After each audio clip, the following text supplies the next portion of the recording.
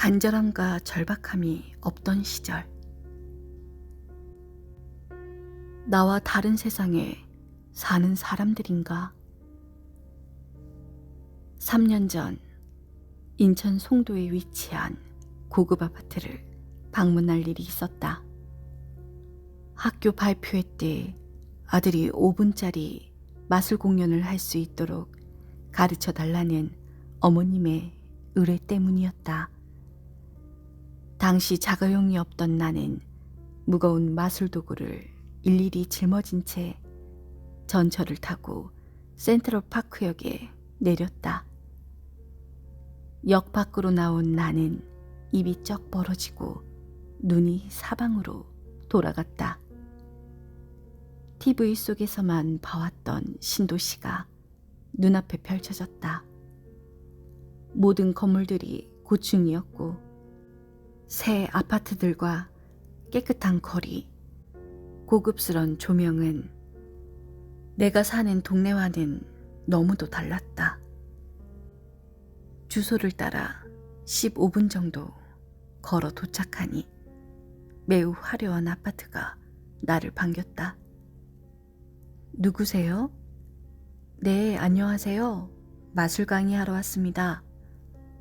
고급스런 인테리어와 깔끔하고 넓은 실내 공간이 보기 좋았다. 나를 반기는 어머님이 마치 나와 다른 세상에 사는 사람처럼 느껴졌다. 갑자기 내 자신이 초라해 보였다. 레슨을 마치고 아파트를 나서는데 역으로 곧장 갈 수 없었다. 시골 사람이 서울 구경하는 것처럼 이리저리 돌아다니면서 주변 건물들을 구경했다. 이곳에 사는 사람들이 너무나 부러웠다. 물론 대출을 받아 집을 구한 사람들도 많겠지만 이런 문화공간과 주택공간에 거주한다는 것만으로도 나는 너무도 부러웠다.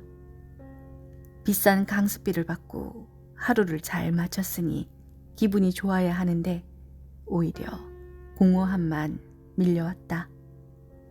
나는 지금 무엇을 하고 있는 걸까? 나는 왜 이렇게 사는 거지?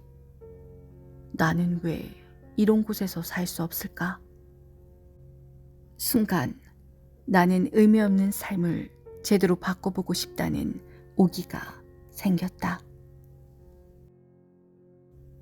아버지의 리어커. 거리를 걷다 보면 폐지를 모으는 할머니, 할아버지를 자주 만나게 된다. 그런 어르신들을 보면 나서서 도와주는 사람도 많지만 왜 차선을 막고 있는 거야? 하며 짜증을 내는 사람도 많다. 나도 10년 전에는 찾기를 막고 있는 리어카가 불만스러웠다. 그러면서 동시에 참 애처롭다. 자식들은 뭘 하기에 늙은 부모를 저렇게 고생시킬까? 라는 생각도 했다. 그런데 어느 날부터 우리 아버지가 70의 나이에 리어카를 끌고 밖을 나서기 시작한다. 더 많이 담기 위해 하나도 아닌 2개의 리어카를 끌고 다니신다. 종일 모은 폐품은 신문, 종이, 박스, 페트병, 철, 구리, 쇠 등 각각 따로 분류하신다. 종류별로 받는 금액이 다르므로 한 푼이라도 더 비싸게 받기 위해 수고로움을 마다하지 않으신다. 게다가 가까운 고물상을 지나쳐 2배나 먼 고물상을 가신다. 그곳을 가려면 일명 골고다 언덕이라고 불리는 가파른 언덕을 넘어가야 한다.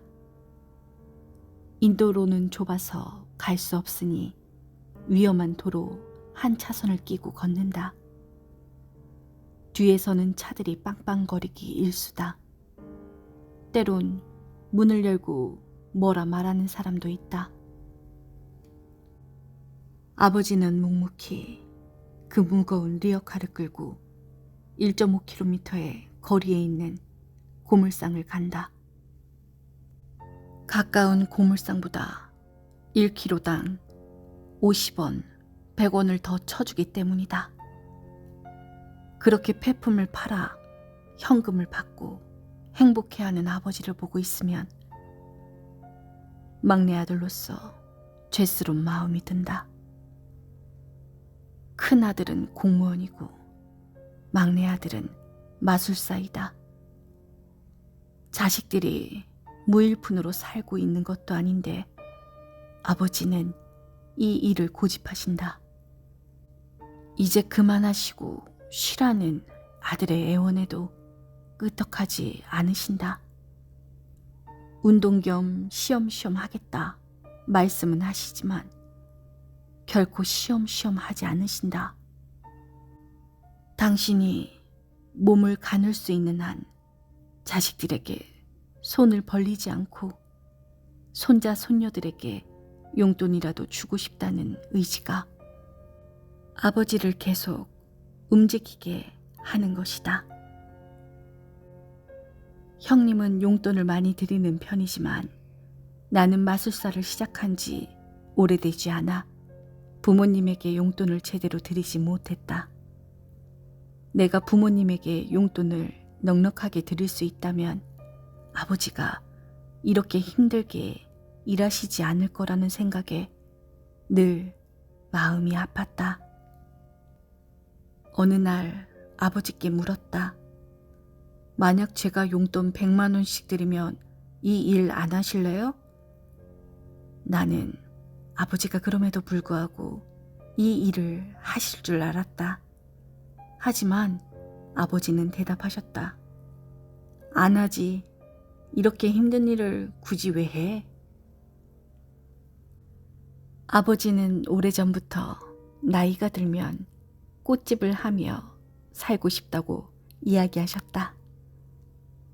리어카가 아닌 꽃집에서 꽃을 가꾸는 아버지의 노년을 위하여 나는 제멋대로였던 내 삶을 바꿔야겠다는 간절함이 생겼다.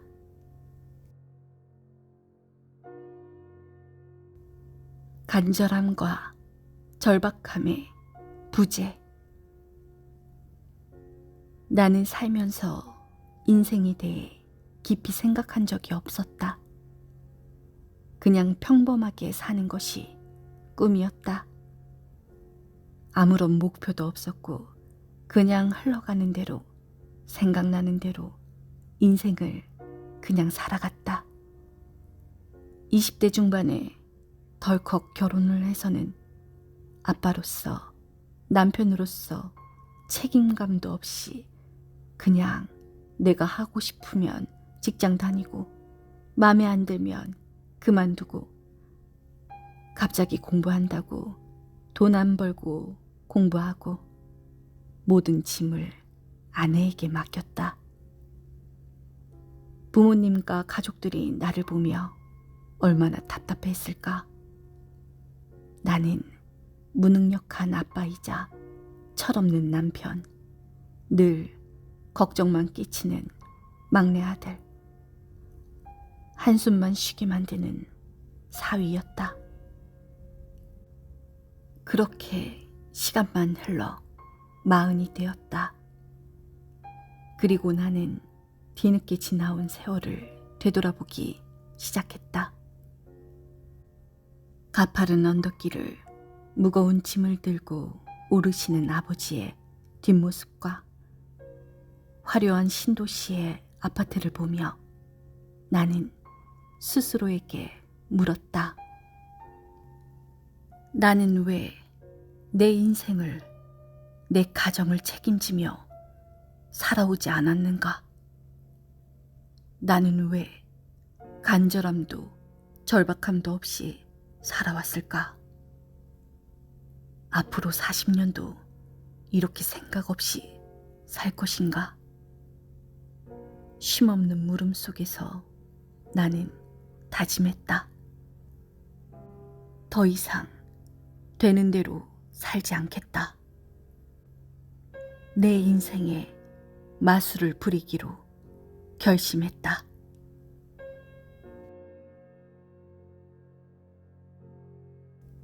인생을 바꾸는 주문을 걸어라. 내 인생에 마술이 찾아오다. 수리수리 마술이 변해라 얍. 마치 마법에 걸린 듯 내 인생이 변화했던 순간이 있었다. 2007년 여름, 인천공항 협력업체에서 근무를 하던 나는 정시에 출퇴근을 하는 삶이 너무 무료하여 특별한 무언가를 배워보고 싶었다. 그때 배운 것이 레크리에이션과 마술이다.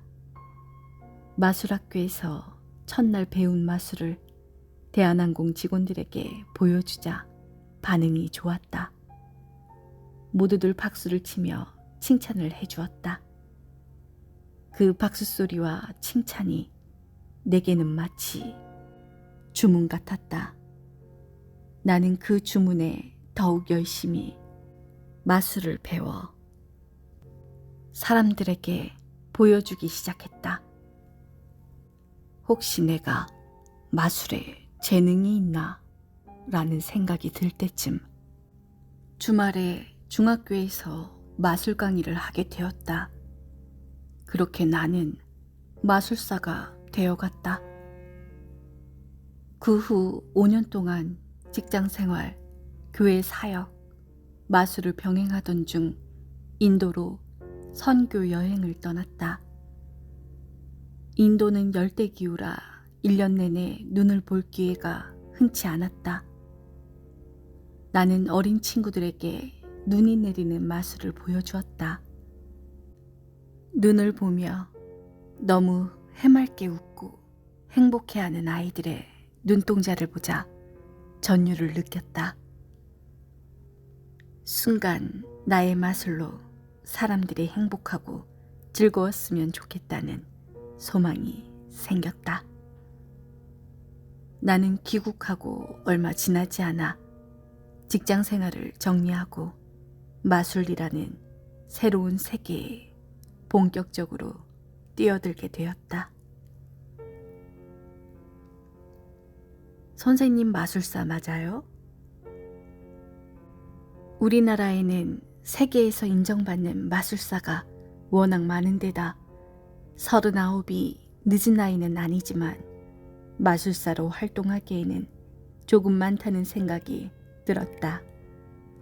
또한 마술이 좋아 뛰어들긴 했지만 아는 마술사도 없고 마술을 전문적으로 배운 것이 아니었기에 어떻게 돈을 벌고 어떻게 마술 실력을 키워야 할지 몰랐다. 2 자녀와 아내를 둔 가장이 안정된 직장을 그만두고 마술에 뛰어들었으니 반드시 마술에서 승부를 봐야 했다. 고민을 하다가 초등학교 방과후 학교에서 마술 강사를 모집한다는 공고를 접했다. 마술 강사를 뽑는 학교는 모두 찾아 총 33개 학교에 원서를 냈다. 5년 동안 중학교에서 마술 강의를 했던 경력은 있었지만 초등학교에서 강의한 경력은 없다 보니 연락이 잘 오지 않았다. 점점 걱정이 앞서던 중 2 학교에서 연락이 왔다. 너무 기뻐서 환호를 질렀다. 드디어 본격적으로 마술 강사의 길을 걷게 된 것이다. 그러나 즐거움도 잠시. 역시나 초등학생을 대상으로 한 마술 강의는 생각처럼 쉽지 않았다. 100분이 마치 200분처럼 너무나 길게 느껴질 정도로 수업이 힘들었다. 아이들과 교류하는 것도 학부모 관리도 어려웠다. 게다가 학교에 제출하는 서류도 많아지면서 헤매기 시작했다. 주일 학교와 중학교를 오가며 쌓은 경력과 자녀를 키워본 경험으로 잘해낼 줄 알았는데 아이들은 생각처럼 쉽게 움직여주질 않았다. 어느 날 한 아이가 외쳤다. 선생님 마술사 맞아요? 아이의 말에 아이들은 웃기 시작했다. 나에겐 그 웃음소리가 마치 비웃음소리처럼 들렸다.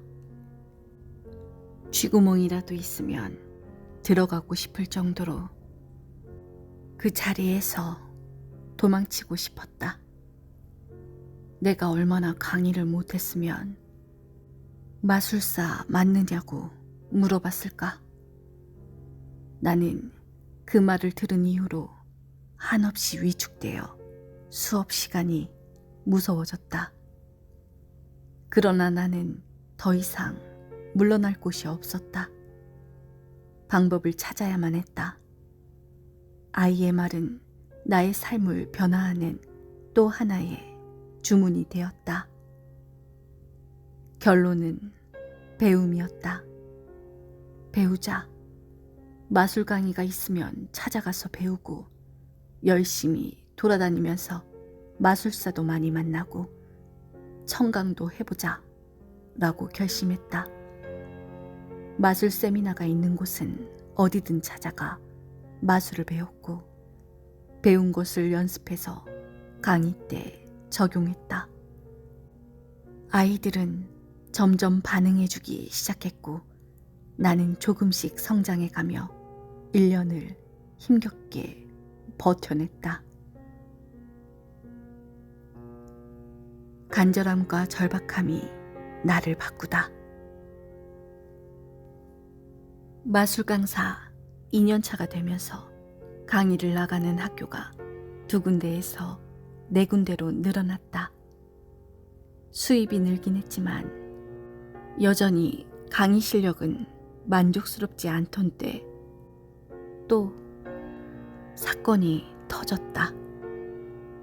수업 중간에 개구쟁이 4학년 남학생이 너무 말을 안 듣고 수업을 방해하면서 나를 자꾸 약을 올리는데 결국 화를 참지 못했다. 너 이리 와 소리치자 아이가 도망을 쳐 팔을 확 붙잡았다. 그런데 아뿔싸 너무 세게 잡았는지 아이가 팔을 잡고 울기 시작했다. 엄마한테 이를 거예요. 순간 겁이 났다. 이 일이 학교에 알려지면 강사로서 생명이 끝날 것 같았다. 어떻게 잡은 마술 강의인데 이렇게 끝난다니 무서웠다. 필사적으로 나는 그 아이 앞에서 한쪽 무릎을 꿇고 앉았다.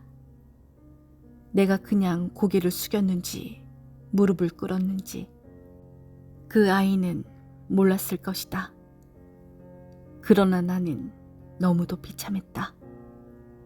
내가 당당하지 못하니 이렇게 아이 앞에서 비굴해지는구나 라는 생각이 들었다. 그날부터 나는 다시 한번 마음을 다잡고 실력으로 당당해질 수 있도록 마술 실력과 강의 스킬을 키웠다. 전국 각지를 돌아다니며 유명한 마술사를 직접 찾아가 마술을 배우고 싶다고 간곡히 청했다. 안성에 사는 김보경 마술사는 찾아뵙고 마술을 배우고 싶다는 말에 오라고 말씀은 하셨지만 정말 찾아올 줄은 몰랐는지 나의 방문에 깜짝 놀라셨다. 그리고 내 열정에 보답해 주시듯 자신이 가지고 있는 노하우를 아낌없이 가르쳐 주었다. 또한 방과후 학교 강사들 사이에서 전설로 불리는 조정래 마술사의 강의를 청강하기도 하고 대전에서 유명한 마술 강사를 한 달에 한 번씩 찾아가 강의 노하우를 듣기도 했다.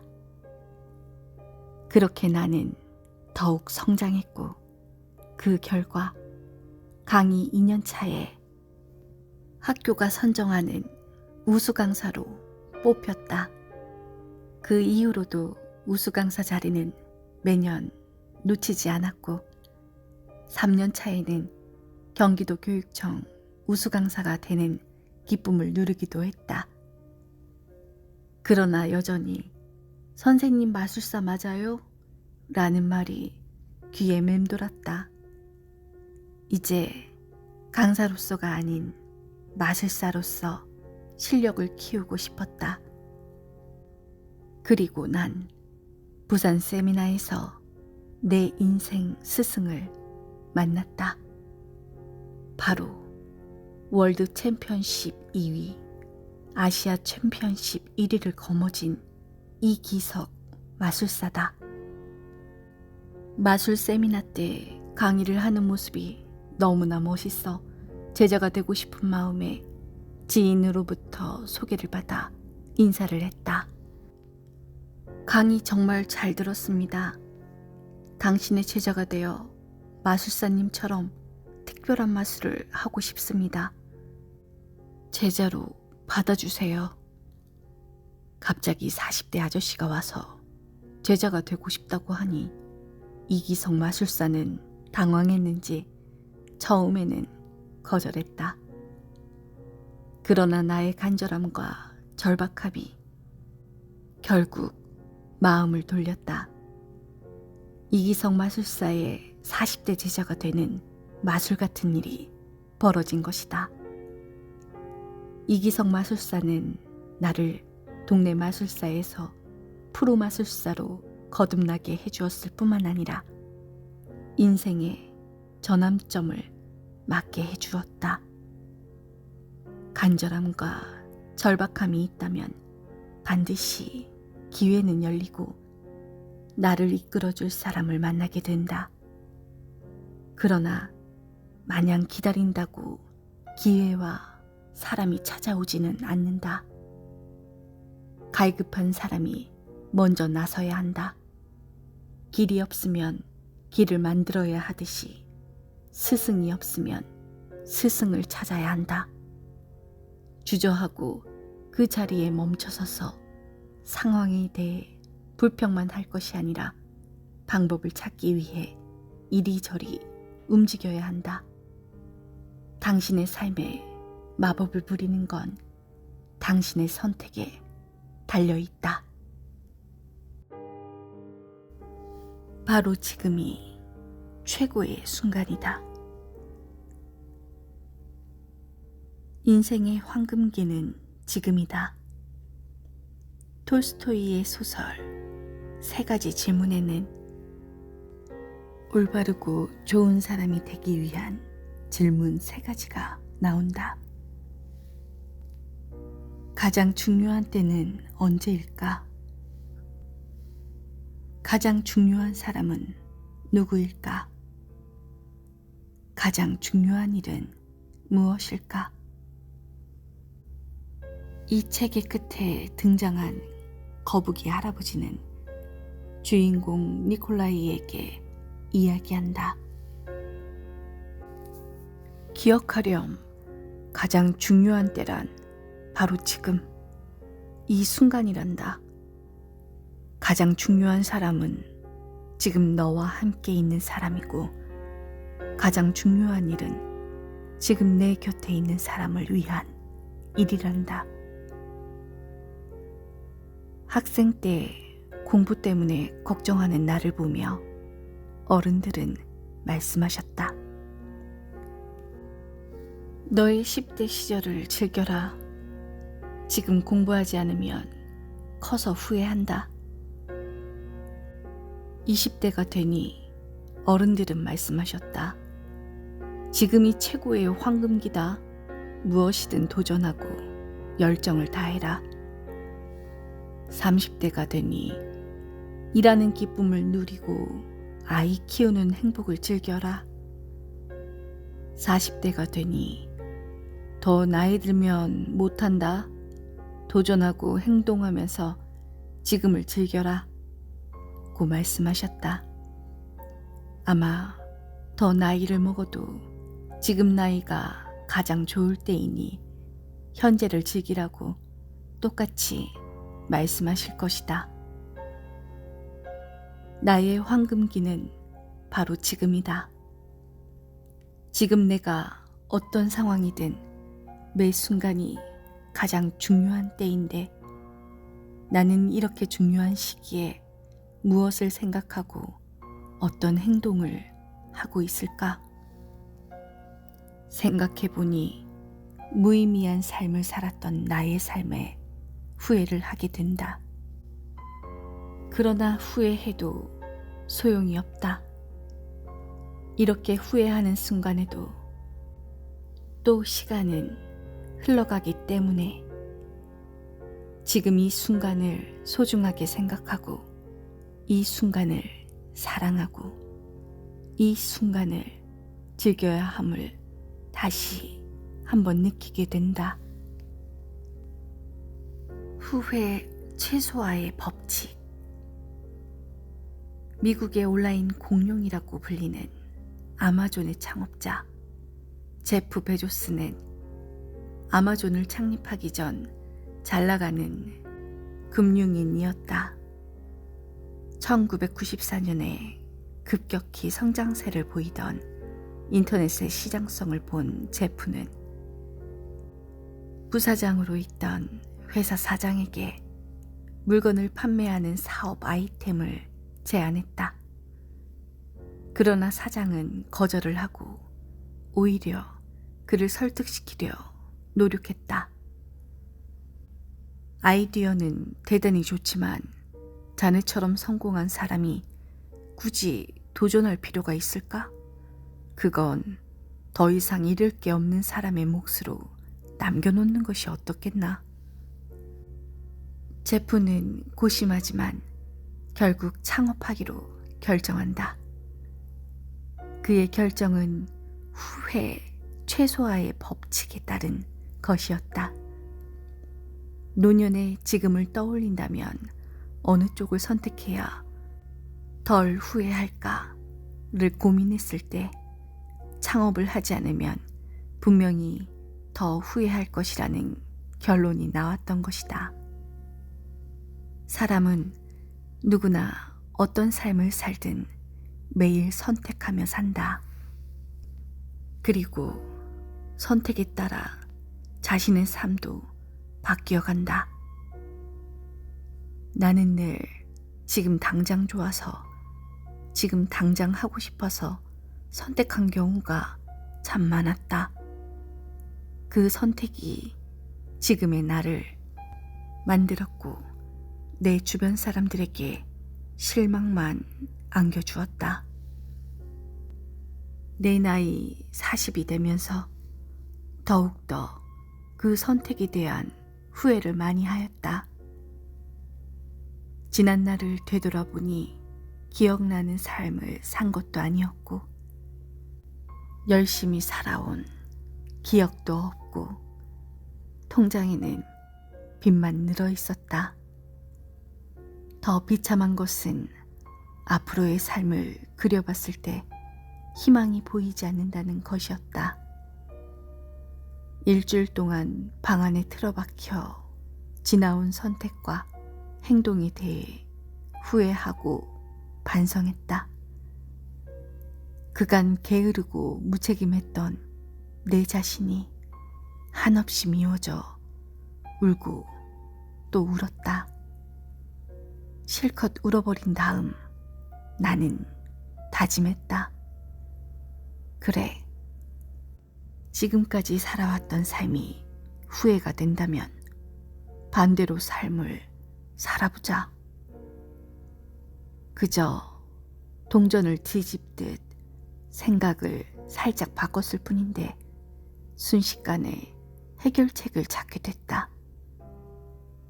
머뭇거리던 삶에서 도전하는 삶으로, 자존감 낮았던 삶에서 자신감 넘치는 삶으로 부정적인 생각에서 긍정적인 생각으로 엑스트라에서 주인공의 삶을 살기로 다짐했다. 인생의 후반전을 가고 있는 지금, 나의 미래를 위해 다시 한번 새로운 선택으로 새로운 도전을 하려 한다. 아마 지금보다 더 힘들고 이겨내야 하고 넘어야 할 산들이 참 많을 것이다. 그러나 나는 더 이상 지난 일에 후회하고 싶지 않다. 훗날 인생을 돌아봤을 때 더할 나위 없는 선택이었노라. 웃음 짓는 선택들을 할 수 있길 바란다. 마술을 통해 나는 인생을 즐기는 법을 배웠다. 마술사? 말도 안 돼. 내가 마술사라고? 상상이 안 간다. 우리 아이들에게 내 친구가 마술사라고 자랑했어. 내 어깨가 다 올라가더라. 내 친구가 마술사라는 것이 자랑스럽다. 꼭 놀러 갈게. 새롭게 도전하는 내가 대단하다. 너를 보면 나도 꿈을 가질 수 있을 것 같아. 중학교 동창회를 갔다. 오랜만에 만난 친구들은 내가 마술사가 되었다는 말에 다들 깜짝 놀랐다. 중학교 때 겁 많고 공부 못하고 남 앞에 나서지도 못하던 내가 무대 앞에서 공연을 하는 마술사라니 믿지 못할 만도 하다. 친구들은 모두 나에게 응원과 격려를 보냈다. 부러움 섞인 눈빛도 함께였다. 우리 나이에 하고 싶은 일을 직업으로 삼는다는 것이 결코 쉽지 않기 때문이다. 세상에 하고 싶은 일을 하며 사는 사람이 얼마나 있을까? 나는 내 일이 너무나 행복하다. 또한 단순히 즐기는 것을 넘어 내가 가지고 있는 재능을 세상에 알리고 많은 이들에게 선한 영향력을 주고자 하는 사명을 지니고 있다. 나는 직업이 참 다양했다.